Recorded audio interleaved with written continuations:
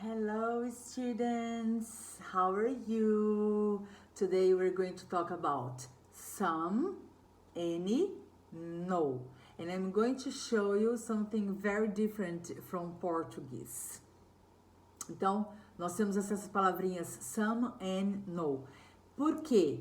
E alguns momentos em inglês é muito comum a gente usar os numerais para falar sobre coisas. Eu tenho uns livros para ler, eu vou comprar 3 livros amanhã, eu tenho 2 computadores em casa, então a gente usa os numerais para definir os números das coisas.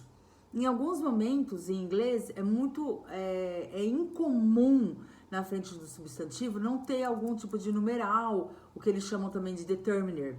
Então, a gente foi criado esses some, and, no no lugar dos numerais, porque também a gente não pode usar sempre alguns numerais nas coisas que são incontáveis, principalmente em inglês, né?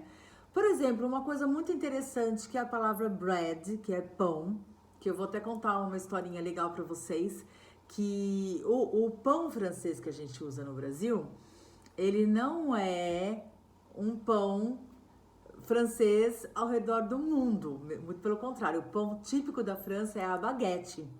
Então, a gente usa, né, o pão francês, mas o pão em inglês, ele é incontável, tá? Então, como muitas outras coisas são, e é muito perigoso a gente se confundir nisso, em inglês não vai dar certo.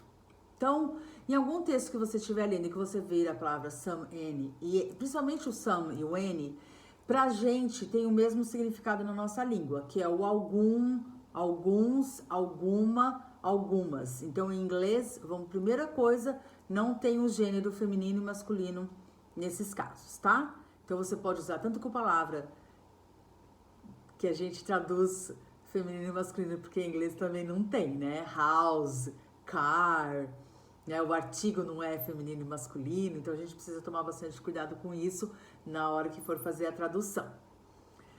O mais importante é você colocar essas palavras na frente dos substantivos. É comum em inglês ter sempre uma palavra na frente dos substantivos, não deixar aquela coisa solta. E principalmente o some e any, que eles seguem bem a afirmativa e a negativa e interrogativa, que eles trabalham muito juntos, a gente vê isso, né? Por exemplo, I have, por exemplo, eu vou pensar na palavra que eu estava falando de pão, como é incontável, I want to buy some bread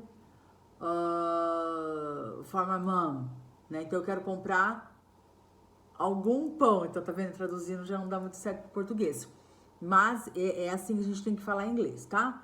Quando eu me refiro a some bread, eu falo, mas teacher, por que o bread é incontável? Porque a gente não tem esse pão francês pra gente contar. E depois a gente tem que pensar em todos os tipos de pães. E não somente no pão francês. Você tem regras, as regras precisam se aplicar a todas as coisas, substantivos, nomes, adjetivos, advérbios. A gente não pode pegar uma regra e fazer só uma coisinha para que essa regra funcione. O interessante do bread que eu ia falar para vocês é que o pão americano é aquele pão que vem no pacote, né? Que tem do Pullman, Wickbold, várias outras marcas. E esse pão é o pão típico americano, que ele é em fatias. Então, por exemplo, se eu tiver que contar, eu vou contar quantas fatias de pão você vai comer. Então, how many slices of bread are you going to have? Então, é slices of bread. E tem também aquele pão estilo, que ele é um pedação de pão, estilo um pão italiano, por exemplo, que a gente vê por aí também no Brasil, que aquilo se chama a loaf of bread, tá? Então, daí o slice, loaf, você pode contar. I'm going to buy 2 loaves, que é o plural regular, of bread. E muito interessante, aqui só título de curiosidade, que o pão de açúcar em inglês não é sugar bread, é sugar loaf. Que legal, né? É só para você ter aí mais uma curiosidade da língua inglesa. Então eu usei o some na minha sentença afirmativa. E agora, qual é a utilização do any? O any é para pergunta e para negativa. Então, por exemplo, Would you like any bread? Or I don't have any bread, ok? Então eu tenho aí a utilização do N na interrogativa e na negativa.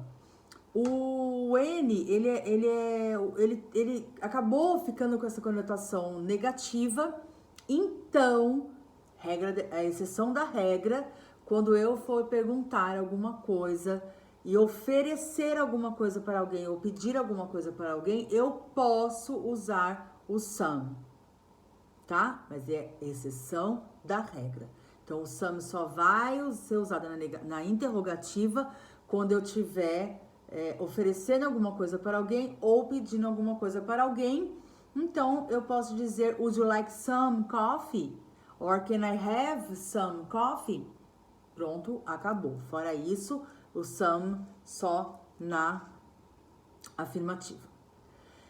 Tudo que você aprender de some e N, essas regras todas que eu tô falando para você, elas servem também para as palavras something, someone and somebody. Anything, anyone, anybody.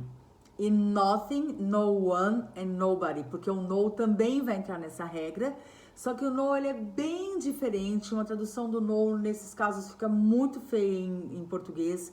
Por exemplo, I have no time to read this book right now. Então, eu não tenho tempo, mas a gente em português não usa eu tenho, não tempo, isso pra gente não existe. Então, geralmente a gente vai usar I don't have any time to read this book right now. I don't have the time, any time.